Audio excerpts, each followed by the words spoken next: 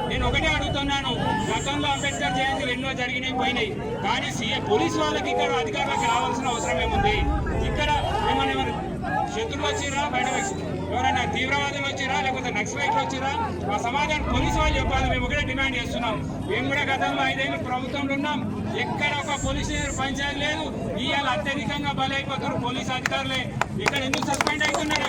అవినీతులు ఎందుకు కూరుకోపోతారు పోలీసు అధికారులు? దీని కారణం ప్రజలందరూ కూడా గ్రహించాలి, ఆలోచన చేయాలి. మరి అంతకుముందు 5 ఏళ్ళు ఒక్క ఆఫీసర్ అని ఎక్కడైనా సస్పెండ్ అయిందిరా? ఎక్కడైనా ఎస్ఐ కానీ కానిస్టేబుల్ ఎవరు సస్పెండ్ అయ్యారా? ఎందుకు అవుతున్నారు? ఒకసారి ఆలోచన చేయాలి. ఒకసారి 2 నెలలకు ఒకసారి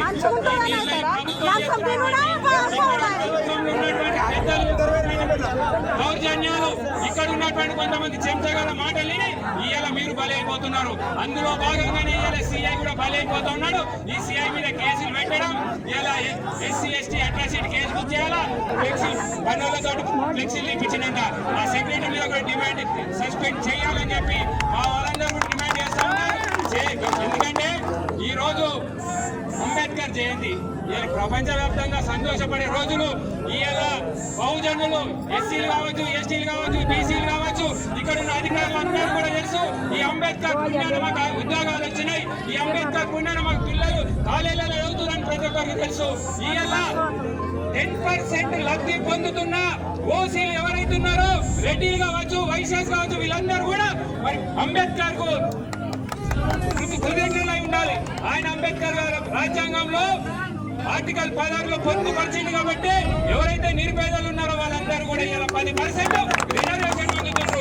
ఇలా అంబేద్కర్ ఒక్కడు దళితులకో బీసీలకో కాదు, ప్రతి ఒక్క వర్గానికి, ప్రతి ఒక్క మనిషికి ఇవాళ ఆయన మనకు ప్రత్యక్షమైన దేవుడు.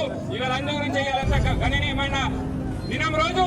ఒక దళిత వ్యక్తి, ఆయన ఎవరికి వచ్చినా దళితుడనే కాదు, ఎవరు వచ్చినా సహాయపడి చేసి తెలంగాణ ఉద్యమంలో పార్టిసిపేట్ చేసి ఒక చిన్న ఆటో నడుపుకుంటున్న వ్యక్తి, ఎంపీపీగా ఎదిగినటువంటి వ్యక్తిని తీసుకుపోయి ఇవాళ బట్టలు కూడా తీసి అంబేద్కర్ సాక్షిగా అనేది చాలా సిగ్గుచేటు.